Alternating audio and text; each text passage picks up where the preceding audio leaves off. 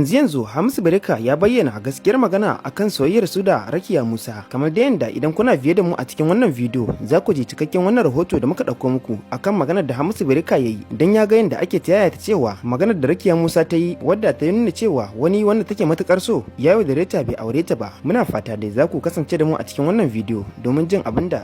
martanin da Hamisu Breaker yayi akan wannan magana ta Rakiya Musa.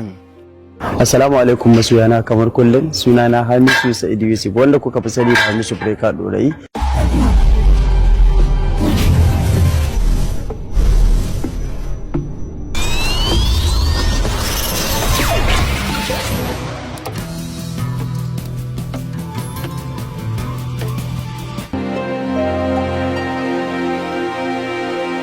Jama'a assalamu alaikum wa rahmatullahi ta'ala wa barakatuhu, barkamu da wannan lokaci, sannan mu da sake saduwa a wannan tasha mai albarka. Kar dai ku manta, idan wannan shine farkon zuwan ku wannan tasha, a daure a danna subscribe sannan a danna kararrawa. Haka kuma ku taba alamar like akan wannan bidiyo. Muna godiya da ziyartar wannan tasha mai albarka. Kamar da yanda labarin Rakiya Musa ya karaɗe shafukan sada zumunta bayan da Hadiza Aliyu Gaban ta hira da ita a shafinta na YouTube, inda anan ne Rakiya Musa ta samu dama ta zazzage dukkanin abin da yake cikin zuciyarta na matukar soyayya da take nunawa wani bawan Allah, wanda a cikin maganganun nata ta nuna cewa ko da zai kasance ba shi da hannu ba shi da kafa, tabbas za ta yi rayuwa da shi. Sannan Rakiya Musa cikin kuka ta kara da cewa har yanzu kuma har gobe tana jin matukar son sa a ranta, kuma wai har tana zargi idan ta yi aure ba lallai ta so wancan mijin nata sosai ba, duba da son wani ya riga ya mamaye zuciyarta, wanda dukkanin masana da masu bincike suka tabbatar da cewa ba da kowa take ba sai da Hamisu Breaker. Kamar da yadda muka kawo muku rahoto a wannan tasha, inda muka bayyana muku wani makwacin Hamisu Breaker kuma malamin su, wanda Hamisu Breaker tun yana yaro yana zuwa daukan karatu a gurinsa, ya bayyana wa abin da ya sani game da soyayyar Hamisu Breaker da Rakiya Musa,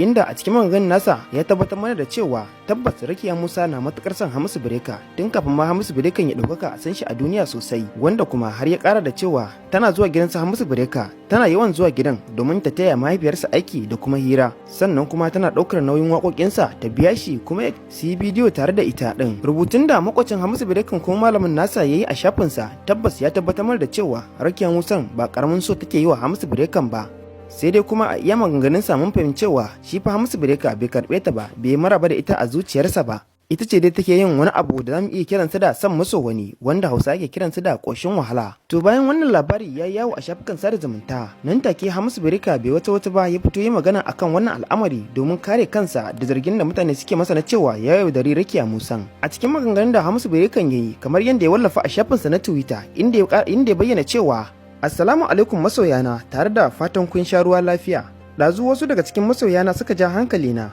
akan wannan batun da yake yawo cewa Rukayya Yusuf 'yar asalin Nijar, wadda Hadiza Aliyu ta yi hira da ita. Wasu mutane na cewa wai da ni ta yi soyayya, kuma har na juya mata baya. Samsam wannan maganar ba haka take ba. Hasali ma ni babu wata alakar soyayya tsakaninmu sai dai mutunci. Wannan shine abin da Hamisu Breaker ya wallafa a shafinsa na Twitter, inda a cikin bayanan nasa ya nuna cewa duk da cewa wajen ambaton suna ya ambaci sunan Rukayya Yusuf ne maimakon Rakiya Musa, sai dai kuma amsar wannan ta bayyana a hoton da ya dora, inda ya dora hoton Rakiya Musa. Tabbas wajen rubuta sunan ko ya yi kuskure ko kuma dai wani abu makamancin haka, inda a cikin rubutun mun fahimci cewa ya karyata waɗanda suke zarginsa da cewa Rakiya Musa fa da shi take, inda ya nuna cewa kwata-kwata ba ma da shi take ba, sannan kuma babu alakar soyayya tsakaninsu sai dai mutunci. Sai dai kuma dukkanin bayanai da kuma bincike sun tabbatar da cewa fa wannan magana tabbas da Hamisu Breaker take, kamar dai yadda makocin Hamisu Breaker ya bayyana. Sai dai kuma ta yiwu duk lokacin da Rakiya Musa take neman kafa a gurin Hamisu Breaker, take neman soyayyar tashi, Hamisu Breaker ya sani, sai dai kuma sam shi baya jin santa a ransa.